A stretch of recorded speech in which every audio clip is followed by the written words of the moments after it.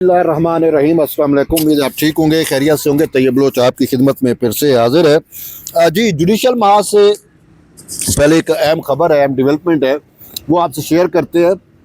फिर उसके बाद पॉलिटिकल मंजरनामे को भी डिस्कस करेंगे। लेकिन जुडिशल महाज से सबसे अहम खबर तो ये है कि जुडिशल कमीशन का इजलास हो रहा है।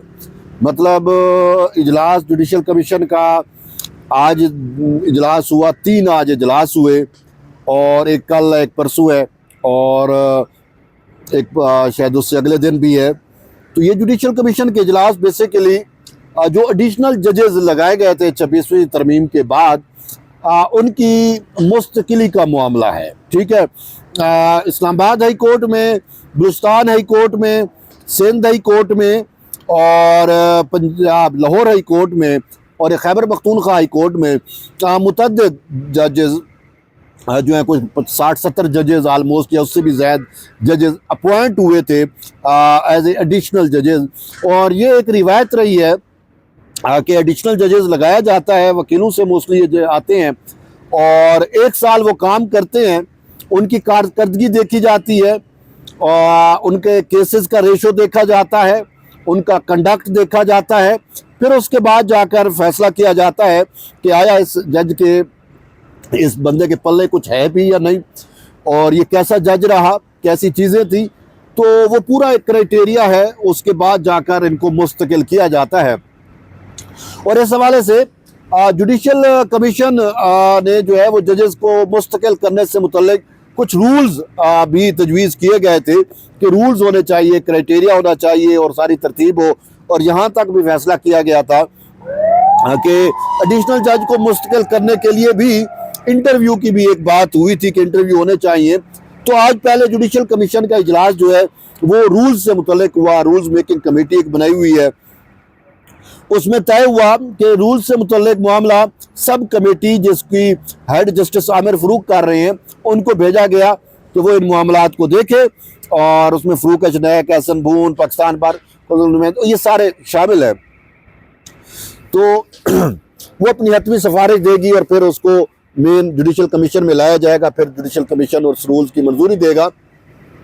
मुद्दा ये है कि अभी तक शायद वो रूल्स नहीं बने और मामला तभी जुडिशल कमीशन ने कमेटी को भेजा है, कमेटी फाइनलाइज करेगी, तब जाके मामला आगे चलेंगे। लेकिन जो जजेस अपॉइंट हुए हैं उनको तो साल हो गया है, तो उन्होंने कहा चलो इनका तो हम फैसला कर लेते हैं। आज जो है वो 2 high court, Islamabad high court और बलूचिस्तान हाई कोर्ट के मामलात है। इस्लामाबाद हाई कोर्ट के 3 जज इस्लामाबाद हाई कोर्ट में मुस्तकिल लगे थे, बाकी जो ट्रांसफ़र होके आए थे, सरफराज डोगर साहब थे और खादम हुसैन सोमरू साहब थे। और इस तरीके से जो है बलूचिस्तान हाई कोर्ट से भी एक जज जो है वो यहाँ पे अपॉइंट हुए थे, जस्टिस मोहम्मद, वो भी शायद आसिफ। तो बहरहाल वो 3 तो मुस्तकिल थे, उधर से ट्रांसफ़र होके आए, बाकी 3 थे एडिशनल। उनमें जस्टिस इनाम अमीन मिनास हैं, जस्टिस मोहम्मद आसिफ हैं और इस तरीके से जो है वो एक और अभी जज हैं, गालबन नाम नहीं आ रहा, मैं जहन से शायद भूल गया। तो बहरहाल यहाँ पे इन 3 जजेस को मुस्तकिल करने से मुतल्लिक मामला पर डिस्कस हुआ और फिर अदालत या जुडिशल कमीशन इस नतीजे पे पहुँचा कि इस्लामाबाद हाई कोर्ट के जो 3 जज हैं इनको मुस्तकिल किया जाता है, मंजूरी दे दी। और ये जो तीनों जज जो हैं वो उनको मुस्तकिल कर दिया गया है। इस्लामाबाद हाई कोर्ट के जो एडिशनल जजेस थे उनको मुस्तकिल कर दिया गया है। एक तो ये डेवलपमेंट है। दूसरी डेवलपमेंट जुड़ी हुई है बलूचिस्तान हाई कोर्ट से। अब बलूचिस्तान हाई कोर्ट में भी 2 जजेस थे जिनको मुस्तकिल करने का मामला था। उनमें एक नजमुद्दीन मैंगल साहब थे और एक उसमें अयूब तरीन साहब थे, अयूब खान कह दें, अयूब खान साहब। तो उसमें नजमुद्दीन मैंगल साहब को तो मुस्तकिल कर दिया गया है, ये एक बड़ी अहम डेवलपमेंट है।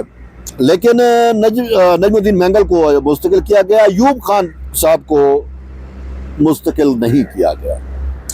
उस हवाले से ज़राए ये कहते हैं कि उनसे मुतल्लिक एक कोई रिपोर्ट आई और उस रिपोर्ट में कुछ चीज़ें ऐसी थी, और ख़ुसूसन बलूचिस्तान के जो मामलात हैं उससे मुतल्लिक, तो इस वजह से उनको फिर ड्रॉप कर दिया गया है। अफसोसनाक है।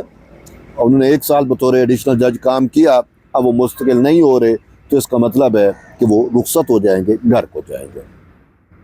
एक अहम डेवलपमेंट ये है, अब सिंध का भी होना है कल, फिर लाहौर का 14 को है, अपना खैबर पख्तूनख्वा का भी होगा, तो उस हवाले से भी जो डेवलपमेंट्स होंगी हम आपको, सिंध के कोई 12 जजेज़ हैं, इसी तरीके लाहौर से 14-15 जजेज़ हैं, KPK से भी काफ़ी सारे जजेज़ हैं, उनको मुस्तकिल किया जाना है, तो वो भी हम डेवलपमेंट आपको देंगे। एक तो ये एक अहम खबर है, एक अहम डेवलपमेंट है जुडिशरी से जुड़ी हुई। दूसरा एक और डेवलपमेंट ये है कि वफाकी आईनी अदालत जो है वो वक्ती तौर पे इस्लामाबाद हाई कोर्ट में कायम की गई थी, फेडरल कॉन्स्टिट्यूशनल कोर्ट जिसे आप कहते हैं। सॉरी, 27वीं तरमीम के बाद फुल फ्लेज कॉन्स्टिट्यूशनल कोर्ट कायम हुई, तो बिल्डिंग का मसला था, इस्लामाबाद हाई कोर्ट में उसको शिफ्ट किया गया, वहाँ काम भी करती रही। फिर ये वफाकी शरई अदालत की बिल्डिंग जो है ये इसको खाली कराया गया था, तो अब आज से वफाकी आईनी अदालत जो है वो अब वफाकी शरई अदालत वाली बिल्डिंग में शिफ्ट हो गई है। आज सुबह कॉन्स्टिट्यूशनल कोर्ट के जो सरबराह है जस्टिस अमीनुद्दीन खान साहब, उन्होंने फीता काटा, उन्होंने इस बिल्डिंग का इफ्तिताह किया और फिर उसमें कोर्ट लगी, मुकदमात भी सुने गए और ये सारे मामलात आपके सामने हैं हुए, मतलब केसेस भी समाअत हुए और सारा कुछ। न्यू वफाकी आईनी अदालत भी अब शिफ्ट हो चुकी है, इस्लामाबाद हाई कोर्ट की बजाय शरई अदालत जो है, वफाकी शरई अदालत अब उस बिल्डिंग में आ चुकी है। ये एक। अब तीसरा पॉलिटिकल मंजरनामा तो आपके सामने है। सुहेल अफरीदी साहब कराची से नाकाम हुए हैं, लाहौर गए थे, लाहौर में उनको पंजाब, अहले पंजाब ने मुस्तरद किया, तो मामला था सिंध का।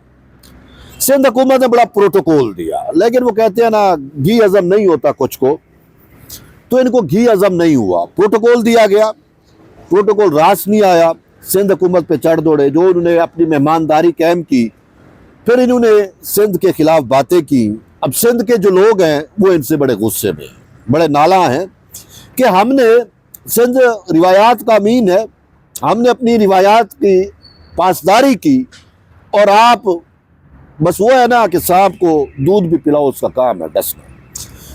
अब ये कहते हैं जिससे पहले सिंध हुकूमत के गुण गा रहे थे, अब सिंध हुकूमत गलत हो गई। ये तरीके साहब वाले गुण गा रहे थे ना आपके सामने। अब मामला हुआ क्या, तो सिंध हुकूमत अच्छी से फिर बुरी कैसे हो गई इनके लिए।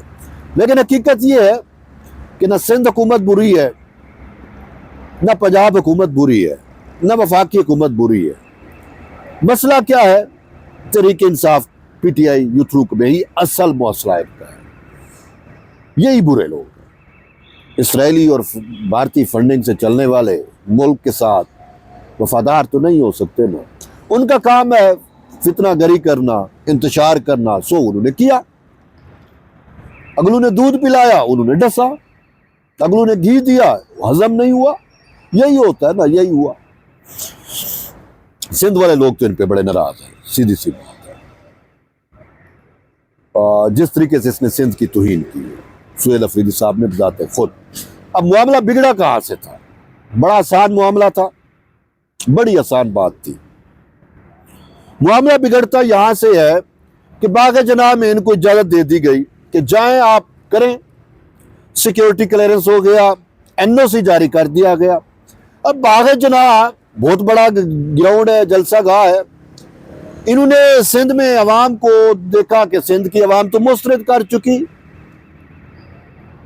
भाई अब बंदे तो आ नहीं सकते, ये तो मजाक होगा हमारे साथ, हम तो बढ़ जाएंगे, ऑलरेडी हमारी मकबूलियत बढ़ी हुई है। इन्होंने सिंध हुकूमत को कहा कि जी हमारी जलसे की जगह चेंज कर दें, हम ग्राउंड में नहीं करेंगे, बाग़ जनाह में नहीं करेंगे, उसके गेट के सामने एक छोटा सा ग्राउंड है, हम उधर हमें दे दो ताकि वो रश सच नजर आए। 50 लोग हम 500 बना लेंगे, मसला नहीं है, वैसे भी फोटोशॉप के माहिर है। सिंध हुकूमत ने कहा कि नहीं जी, अब वो आपकी सिक्योरिटी क्लियरेंस हुई, सारा कुछ हुआ, वो जगह ली, अब वहाँ पे करना है तो वहाँ पे करे।